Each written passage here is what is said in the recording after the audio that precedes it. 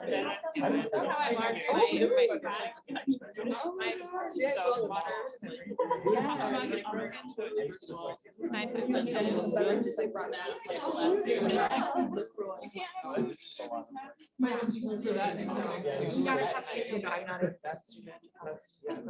All right. Welcome everyone. Good morning. Good morning, Eric. How wonderful to see your faces this morning. Happy St. Patty's Day. I know it is a breakfast briefing, which means we have. I hope it was pretty good.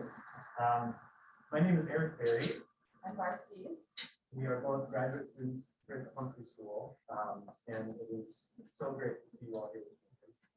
We're delighted to welcome you to the first in a three-part series that we're calling the Swain Climate Action Breakfast Briefings.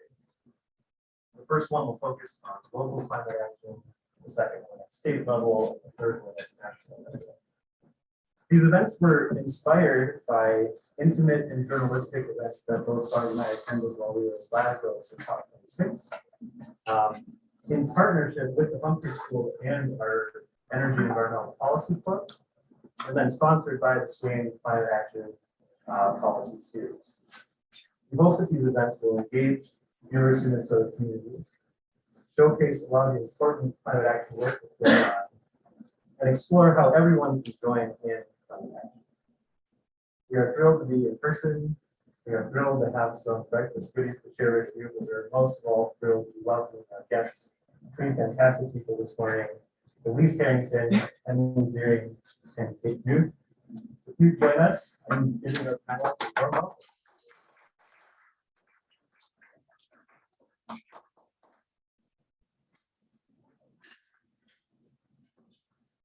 Well, thank you, Barb. Thank you, Eric, for inviting us here today and for the wonderful introduction.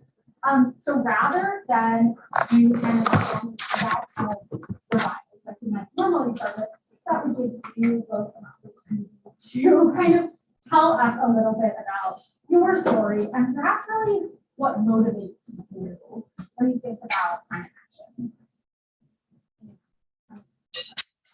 Sure. So first of all, thanks, Eric and Barb and Emily for having me here today. Really excited to be here and talk to you all this morning. My background's a bit unusual.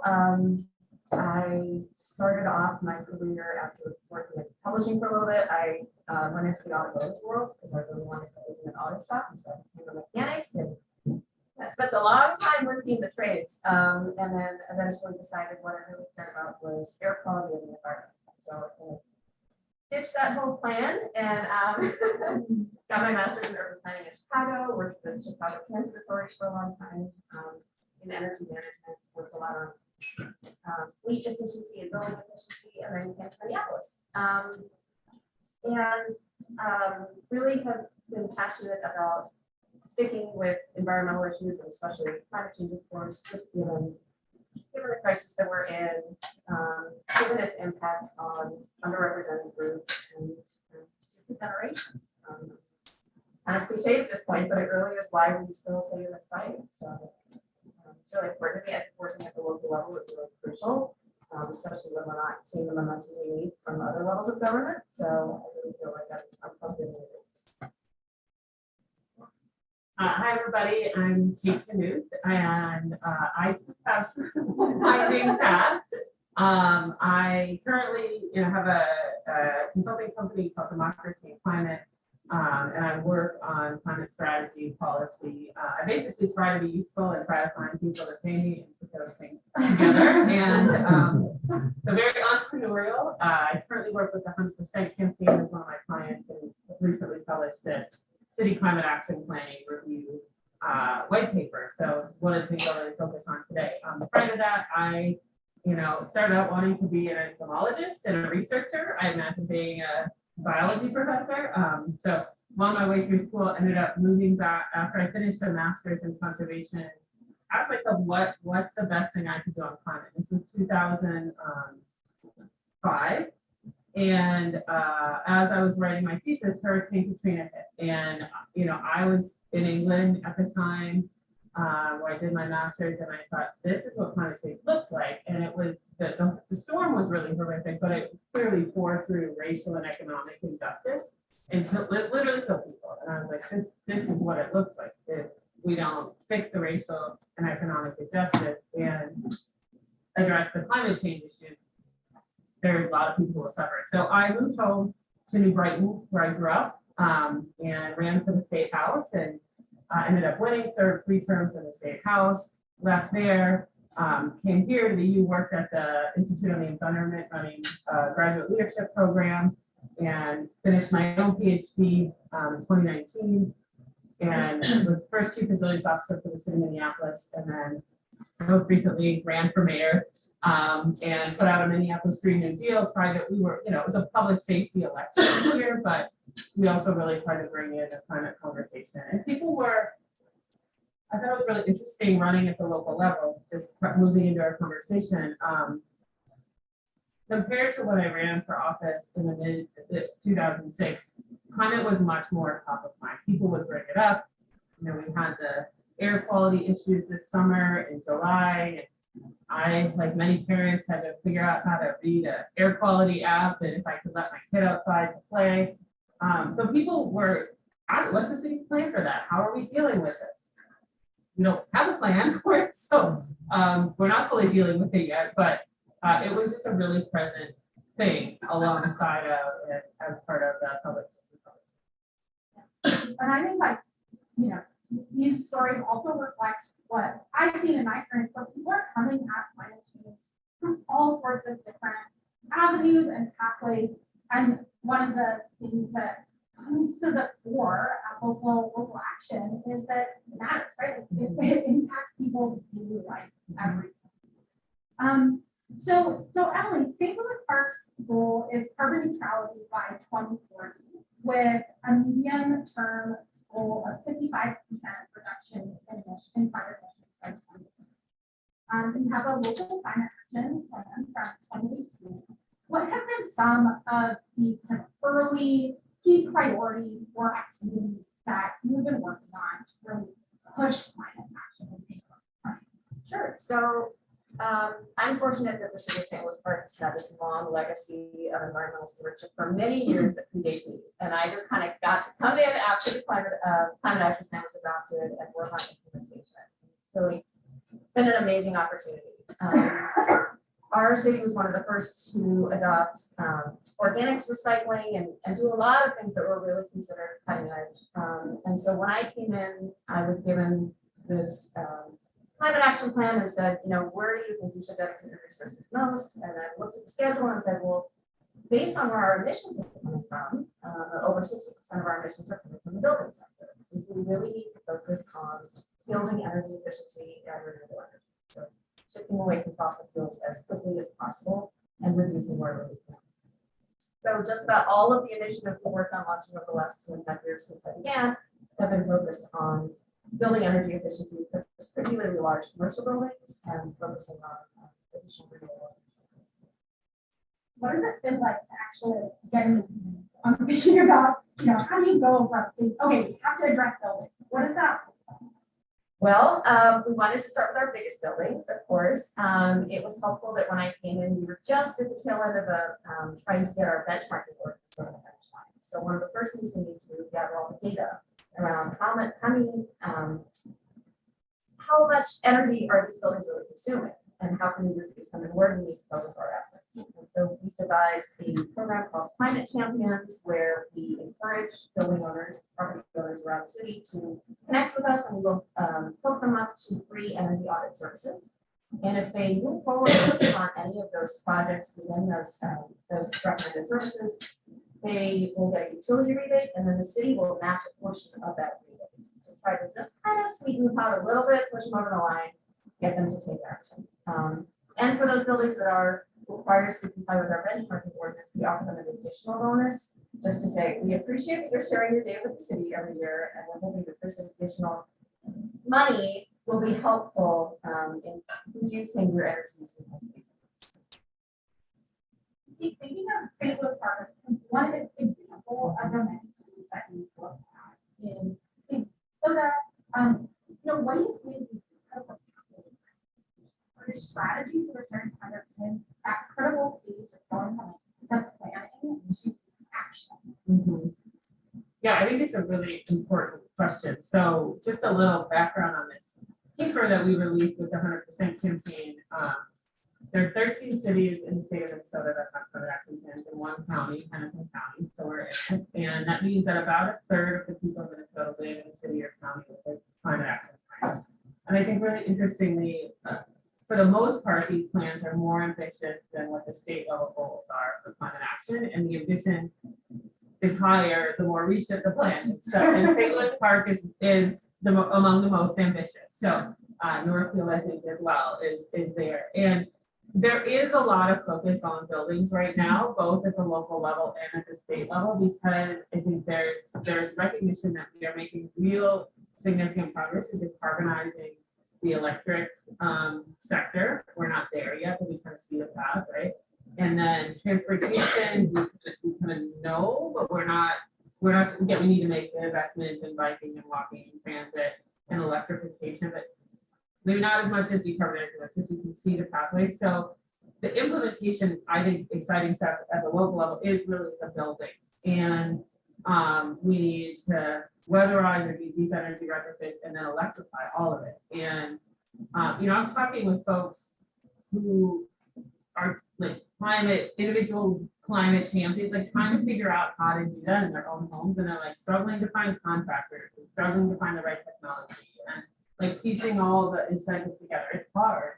And so I think at the city, the cities that are really able to lead on this will be using the convening power and the focusing power of city government to make progress faster on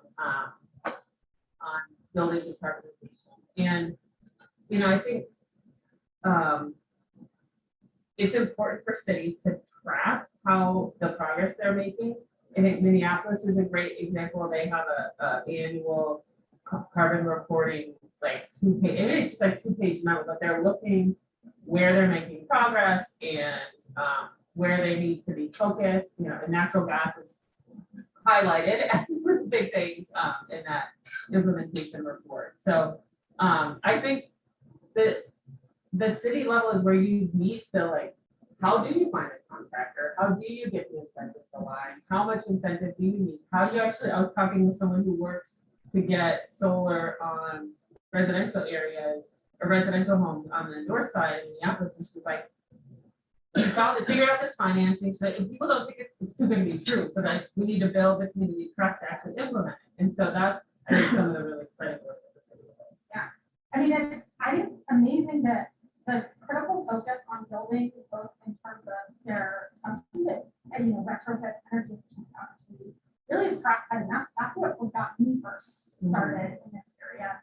Working in Philadelphia, completely different place, but also so focused on buildings and how do we do these kind of deep retrofits that not only make our buildings more energy efficient, but also healthier, better places. And building on that idea of key focus areas that are common in a lot of places. How do you think, especially as you look across cities, how do you think cities are learning from one another? Yeah. In the state and more broadly, if we have these kind of common challenges, and the opportunity to pool our collective effort. I think it's a really important question. Can we talk about transportation? Yeah. I think it's city policy levers have a huge impact on our ability to go about our daily lives without having to drive, essentially. And so we can talk about that next week or later. I don't want to be it's only buildings. But in terms of cities learning from each other, I think there's a few really great places where that's happening, specifically in Minnesota. The Green Step Cities is a program that's out of state government and collaborating with some other entities that folks should look into if they haven't seen it. Over 140 cities in the state of Minnesota have been part of it. And it's like a incentive program and a technical support program to help cities make progress on sustainability broadly, and obviously climate part of that. St. Louis Park Active Council member Larry Kraft has done some organizing with city council members across the state with the City Climate Action Caucus. And you may have seen news recently that a number of cities have declared climate emergencies, and there was 16, and now I think it's up to 19 or 20, and they're literally all over the state at different stages of their climate action.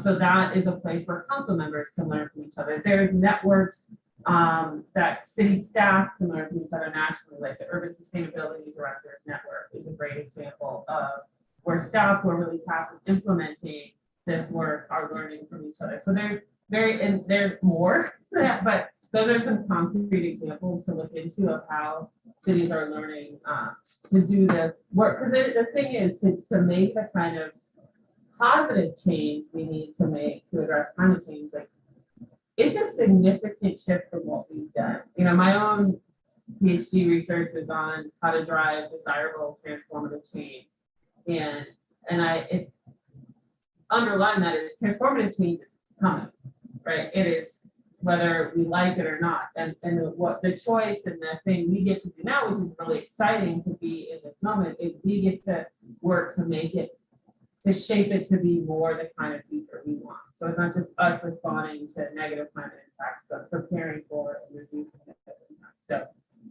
yeah, those are a few examples of how cities learn from each other. But you're in it. Yeah. So I thought you did a great job. Yeah. Yeah, I mean, those are all ways that we certainly connect. Then there are certain initiatives that groups of cities are going on together. So, for example, the benchmarking ordinance, Hennepin County has been really pushing to provide support for different cities and their programs around, especially this efficient building benchmarking ordinance. So they provide a lot of the back end work to help us all implement our benchmarking ordinances, and so that's been really useful. We're also right now working on an electrification cohort that St. Louis Park is a member of. Eden Prairie is actually leading that effort, and it's Eden Prairie, Edina, Minneapolis, and St. Louis Park, and that's just been a great way for us all to learn at the same pace, try to figure out how to get past all familiar problems and kind of plan a course of action together. Emily, the first place that I met was when I was allowed to sit in on some of the kind of city networks that are hosted by the Clinton Institute and CERTS. And I was so impressed by like the kind of questions and materials and the opportunities for it.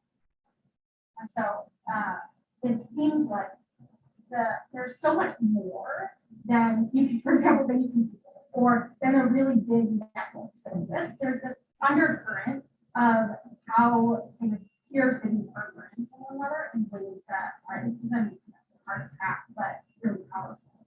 Yeah, I mean, we the Community Energy Network, I think is the meeting you were at, which is a great, very informal group of cities in Minnesota. They get together every few months and talk about whatever is the issue today. And we have a Slack channel actually where we communicate all the time, and it's really great to just be able to kind of put something out there into the universe and get an answer back from one of your peer cities. I'm also not afraid to just pick up the phone and be like, hey, I saw you in a meeting. I know you talked about XYZ. We're also, approaching this topic. Tell me some lessons you've learned. Tell me, who are the experts in this area. So networking with others is really crucial. We had a meeting just yesterday with Minneapolis Housing and new cost share staff to try to pick their brains about those programs, because we're looking at tweaking our similar programs. So I think learning from one another is really crucial. We don't really have the time to spare to all be able to do this independent learning. If other people have already learned those lessons, borrow from us. Before we go on and talk about broader collectives, let's go back to transportation. So you want to talk about some of these other critical areas of pathways that are central to thinking about kind of the yeah, so I think transportation is, the big, when you look at like the city climate action plan, the big chunks of emissions are buildings and transportation, and then a little tiny 2-3% waste and wastewater, which is important, but like it's not going to get us the big reductions we need. And when I think about cities and the levers they have, it's where people live, how close they live together, the cost of the housing because of the density and whether or not there's parking, for example, and the infrastructure to get around and move around without having to use a car.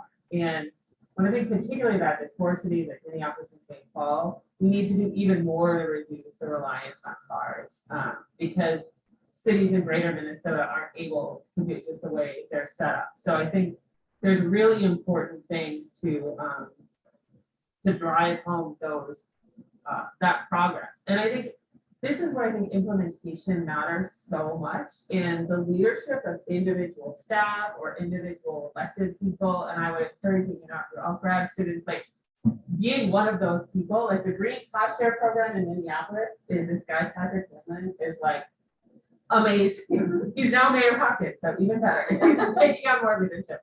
So like there's people championing the implementation. And I think right now, an example in Minneapolis, where you do all this great policy work, the city passed a really pretty great transportation action plan with really significant goals and to get people out of cars and have neighborhoods and communities where people can live without fully relying on a car, and things like getting rid of parking minimums is an essential piece of that. So now housing can be developed without having to require a certain amount of parking, which makes the housing less expensive to develop and enables a different kind of lifestyle. Right now, there's a moment with who's heard of the Hennepin Avenue bill? Okay, few of you? Yes, there's lots of organizing and action around it right now because it's one of the really big first tests of, okay, city, we have this great transportation action plan, which is an essential part of our plan of action. Are we going to do it? When we make this investment in a project that's going to be around for half a century, with it, like that's about the cycle of how our roads get rebuilt, with this really key road, are we going to use the design that actually aligns with our transportation action plan goals? And these are decisions that are made year after year, investment after investment. And if you see the community stepping up and saying, yes, we've made this plan. It was all but one council member voted for this plan. We need to actually implement. And that's where I think literally the rubber hits the road. We need a better,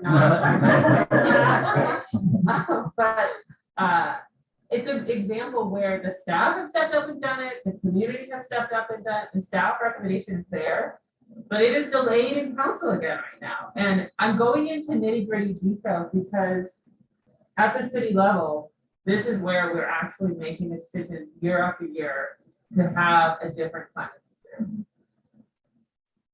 So, check out the Hennepin Avenue rebuild if you want.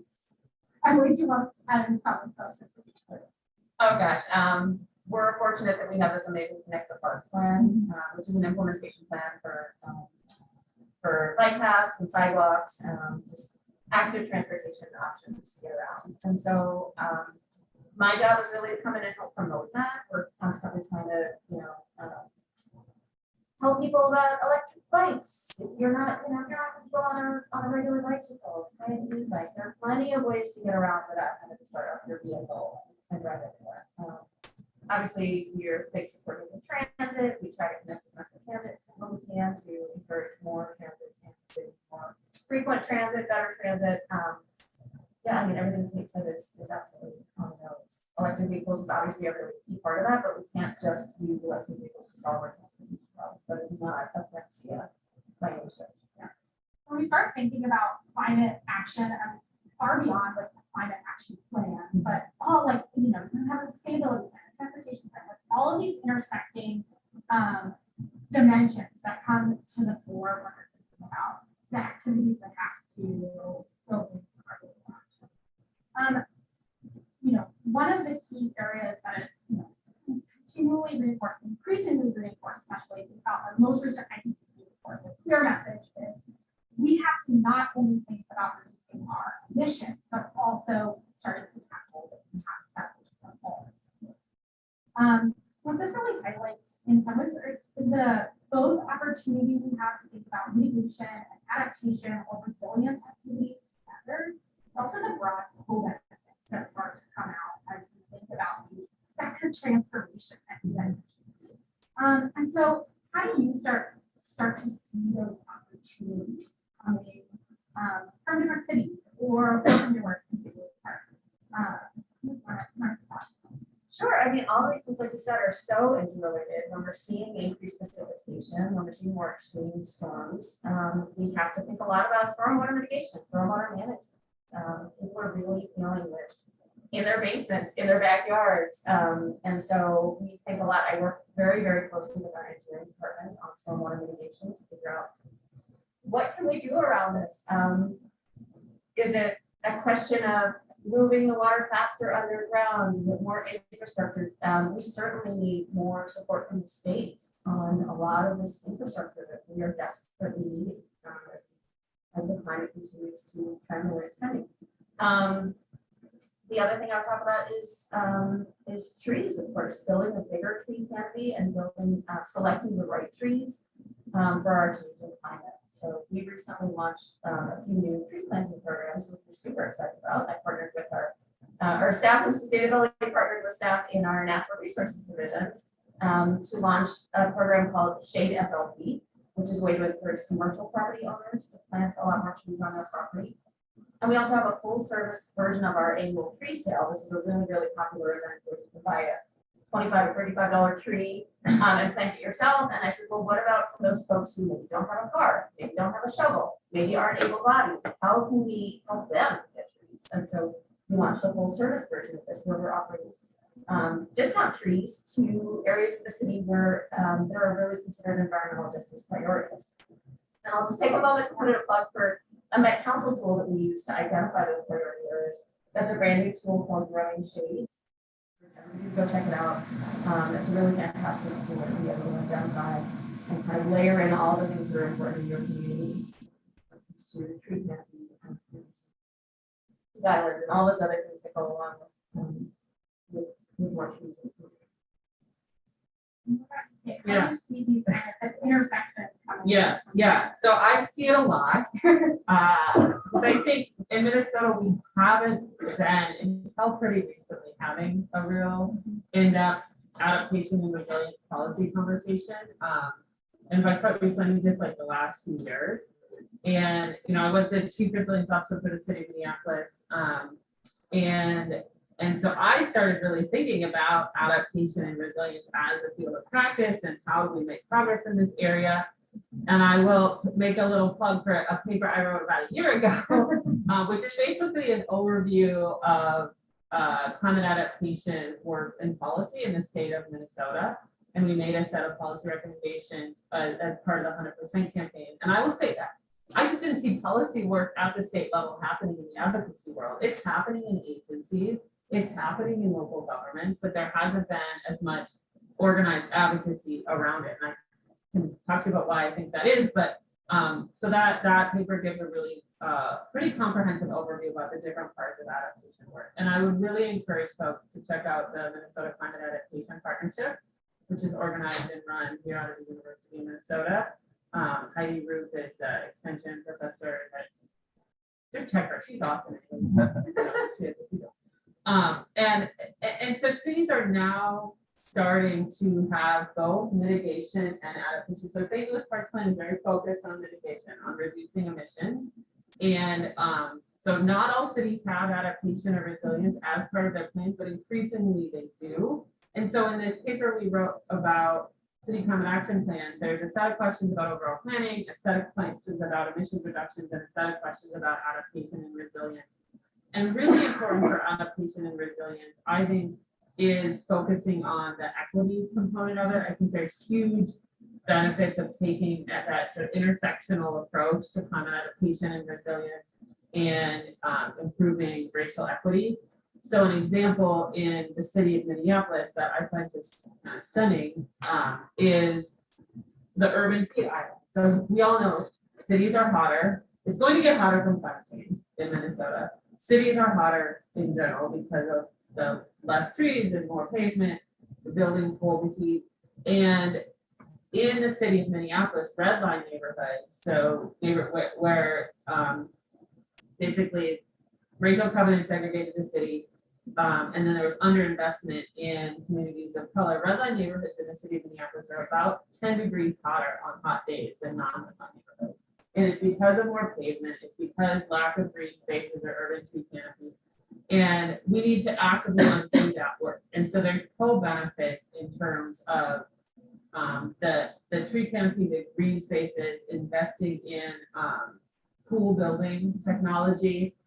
So in like North Market, I think they're doing some cool building technology in North Minneapolis as a grocery store. So heating and cooling is a really big part of their energy balance, and it's like a low margin business. So I think that's a really important place to see how you make the different kinds of progress. And you have to be really thoughtful about understanding the trade-offs and who has a voice at the table and who doesn't and why. And I think adaptation and resilience is one of those places where you can really dig into that. Yeah, we've been working on both resilience and climate action plans for cities all over the world. Yeah. And this emphasis on equity and inclusion and really trying to reconcile history with future action comes up time and time again. The other point that I think, as we can wrap up, that would be building on this idea of, how do you see local climate action fitting into the puzzle of state action and federal action? And what might be unique and motivating about working at the local level, but also where those critical connections they have to happen, at the state level. Have to think about federal.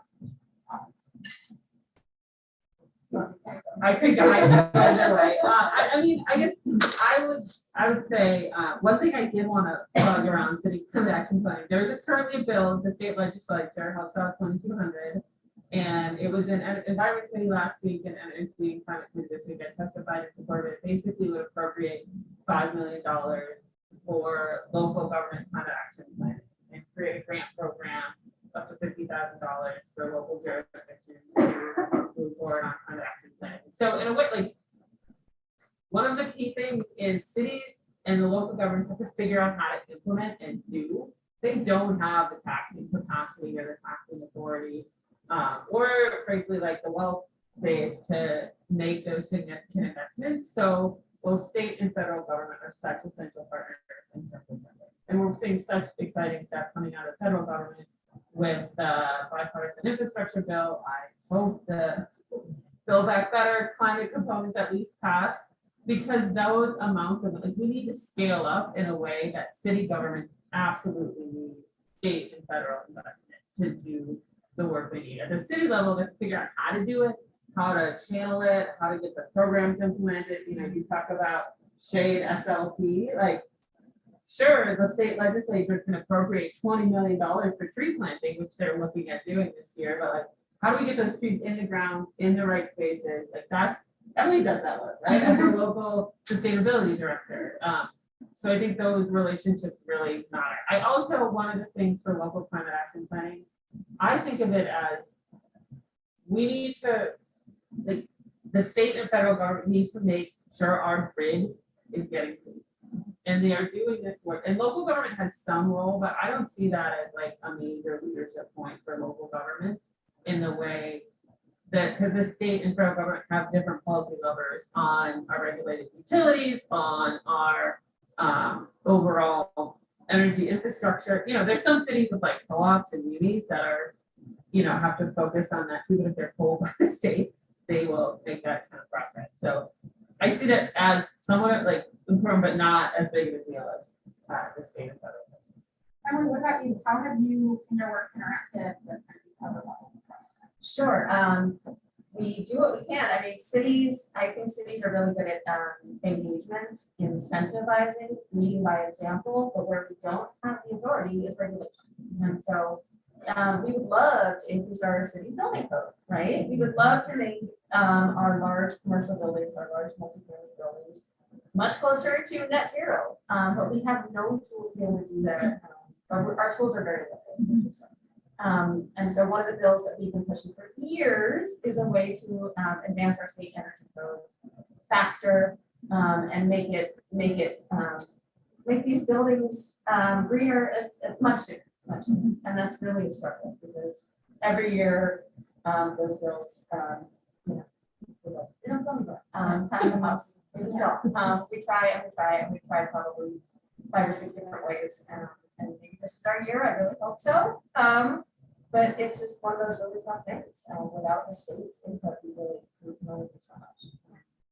Yeah, there are a number of things we really rely on state legislature for around policy, around funding, and of course federal government around funding in particular. I was just looking at a program yesterday, run out of the state of New York with NYSERDA, runs a program called Buildings of Excellence, where they offer these large amounts of grant money to bring buildings closer to net zero. And it's a competition. I'd love to see something like that here. We have developers in St. Louis Park who love to build net zero, but if it doesn't pencil, they don't have a way to do that. But if we could say, here's an extra $1 million from the state, go out and build a building of excellence, put it up in the community, prove that it can be done. That would be an amazing way to get closer to our goals and prove that it's really possible. Another interesting pattern that I've also been seeing as I talk to cities or join in on these really fun meetings is opportunities to kind of build coalitions together to push for that kind of state level change. Like we have a collective voice as cities who want to achieve these goals. Let's make that heard together. Let's participate in regulatory processes that historically didn't have a lot of cities participating in, but are now. And that seems like this opportunity where you're starting to see local governments come together and then also start to influence. So as we conclude, we have many people here who are excited and want to take action in their own ways. How would you suggest people get involved? Where would you suggest people start? I feel like Kate's probably going to talk about advocacy, which I think is crucial. At least I know she does. So I'm going to talk about the kind of like nuts and bolts, which is make your homes as energy efficient as possible, or work with your landlords to do that for whatever buildings you live in. There are programs out there for every building type. Are not sure? You can call your city and they will tell you what those programs are. And then look at the ways you can get around and consider the choices. Transportation is the biggest source of greenhouse gas emissions in Minnesota. And we really need to. Yeah, I would say, echoing what Emily said, if you're in grad school, you're in master's programs, you're going to be finishing those pretty soon. Like there's certain decisions you make that make it easier or harder to live in a lower emissions way. So, my family, for example, chose to live in a city relatively close to downtown, and to make the choice to be a one-car family, right? Like that, that is a choice that is in relationship with our city, but it's also a choice that we made. And so that, especially if you're launching careers and going in like a different phase of life, making sure you're putting climate at the center of it and then make it easier or less harder for yourself to make those choices. And then this is the relationship between system change and individual change, is those choices are easier or harder based on what your city is doing or based on what your state is doing. And so figuring out the path that you want to do into the collective system change, whether that's showing up at your university, whether it's showing up at your church to try to do something more collectively, whether it's showing up and knocking on doors with our streets for the Hennepin Avenue rebuild, whether it's figuring out how to be staff and a great staff person for climate and energy champion at the legislature. There's a lot of different places you can plug in, whether it's deciding to run for office and putting climate as part of your platform, and pushing the policy agenda conversation in a way that that hadn't happened before. So there's I don't think there's one right way to do it at this point. And so being clear about what you as an individual want to do in terms of that relation between individuals, collective change, I think is a really important question to consider. And go out and seek partnership, relationships, advice as you're doing that. And I would say also one thing, I think being creative and thoughtful about how to bring climate and energy work into places that it maybe wasn't before. So let's say you do want to go work with a housing developer, housing nonprofit developer. If you're the person who knows how to like push more efficiency or more renewable energy, like you're adding climate value in a space where it may or may not have been talked about already. And that I think is a pretty exciting way to think about it too. Well, thank you both so much. We'd like to give an opportunity for the audience and folks to ask questions. So let's kick off. Okay, yeah, so I've been burning to ask. I have 2 questions. So I'm a joint researcher with the university and the EPA, and I'm still in Minnesota, where I study community well-being in relation to access to green green space in urban industrial communities. And so you spoke a little bit about environmental justice communities, and I'm really curious to see how you think about revitalizing environmental justice communities and making them climate ready without pushing them out or gentrifying them. And then secondly, my question is, so Duluth a couple years ago was nationally recognized as a climate refuge city. And I'm wondering if in your experiences you've had these kinds of conversations about climate refuge and what that looks like and what kind of policies you need to shape around that.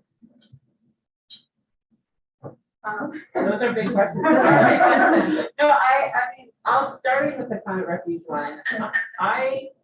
I would say feel personally like Minnesota is a climate refuge state overall. And I feel a responsibility living in Minnesota to, one, make sure we're doing all we can to reduce our impact as a wealthy developed place. 2, to make sure we're actually preparing for ourselves for climate impacts to come.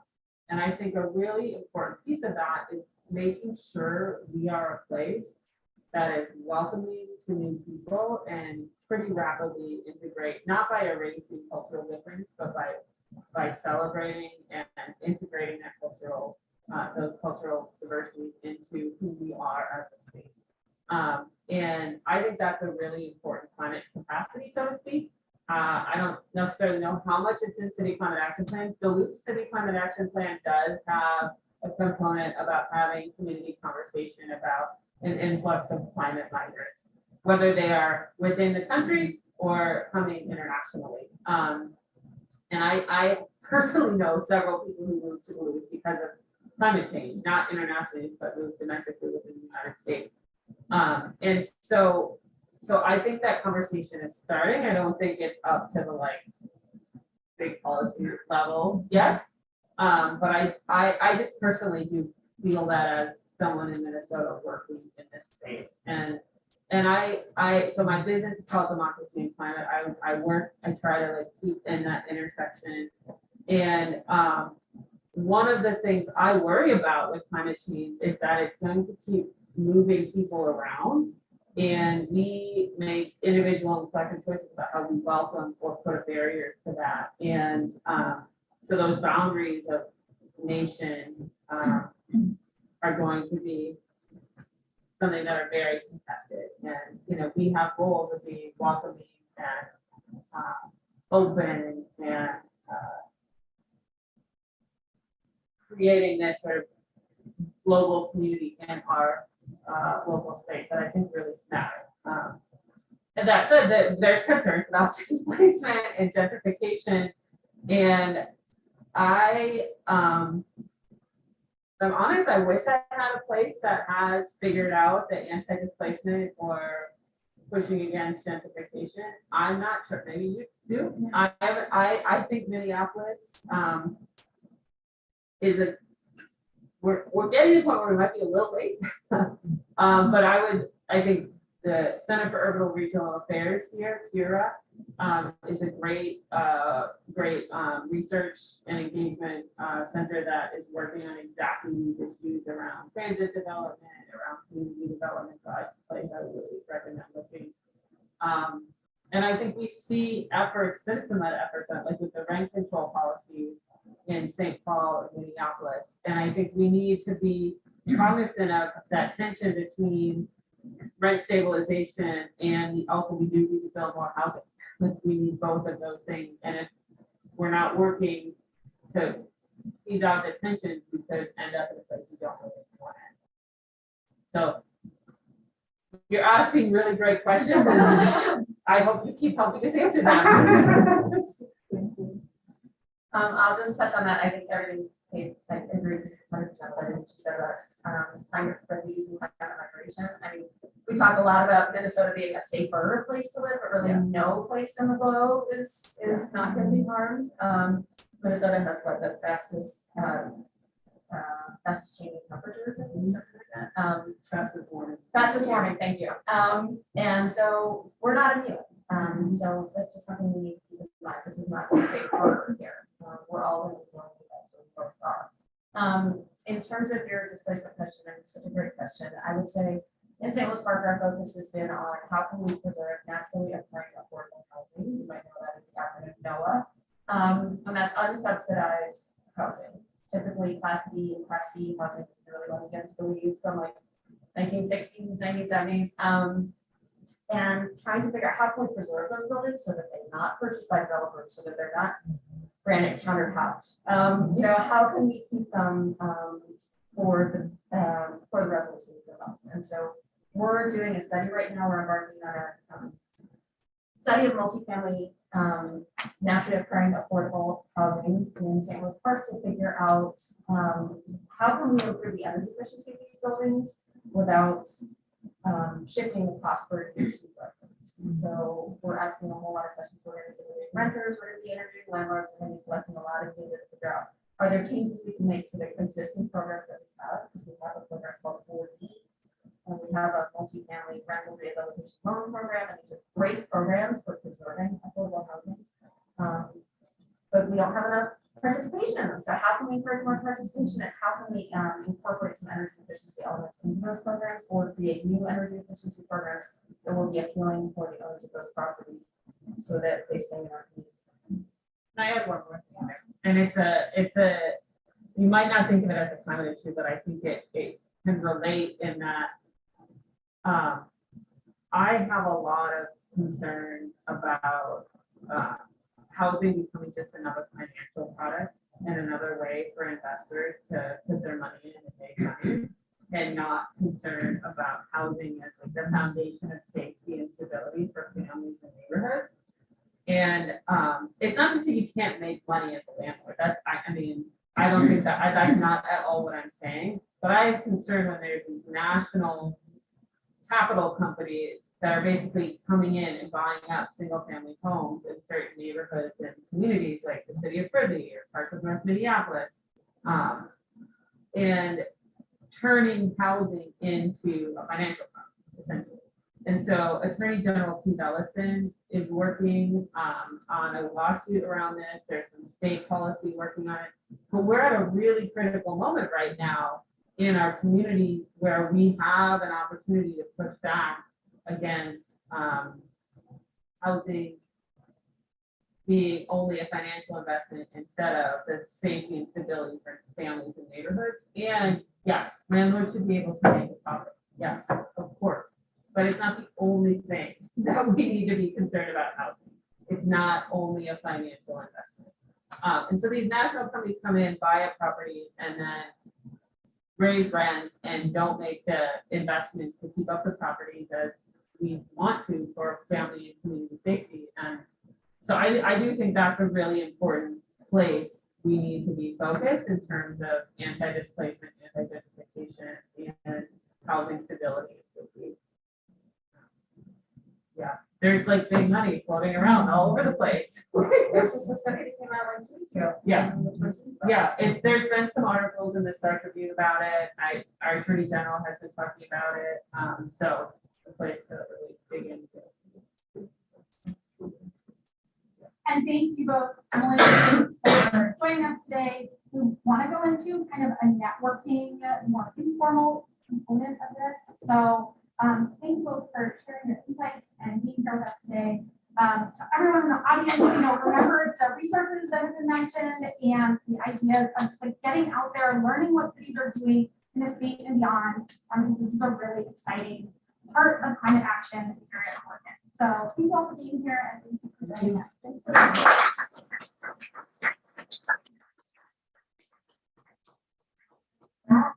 Yeah, we did intentionally leave this time for you to connect. I think it's really cool that we're in a room full of people with this shared interest in climate action, and it's super important for us to be building these relationships across our campus community. So with that, I'm gonna also challenge you to maybe talk to someone you don't know today about the topic. It's hard, we're like all in person again, but hopefully you've had enough caffeine to do that. And there's also a lot more food left over in the back, so I encourage you to take advantage of that as well.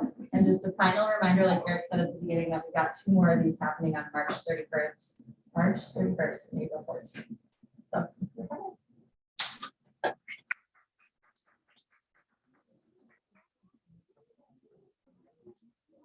How many people are online?